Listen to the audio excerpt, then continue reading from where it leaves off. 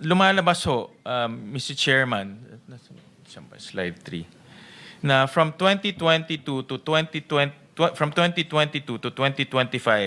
34 billion na ho ang na-release to SunWest Corporation.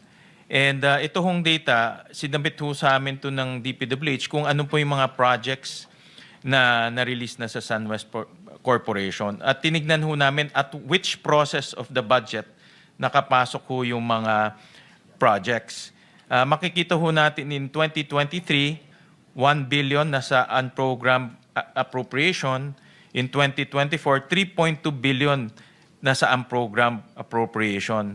But makikita rin ho natin from NEP to GAB to GAA, saan pumapasok yung mga projects na na-award po sa SunWest Corporation. Ang punto ho dito, 4 billion na award po sa SunWest Corporation galing sa unprogrammed appropriation. Yun po yung punto. Kaya important, kaya which is not easy, no? Which is not easy because mayroon guidelines ang DBM na dapat shovel ready, no?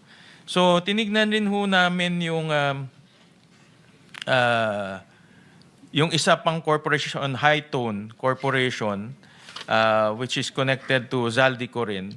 Makikita ho natin dito na nagamit rin po yung unprogrammed appropriations to a tune of about 814 million pesos. So pag kinonbine ho natin yung mga projects awarded to SunWest and Hightone, lumalabas po almost 47 billion pesos po. Hindi, lahat na ho yan, but sa unprogrammed lumalabas is almost 6 billion pesos.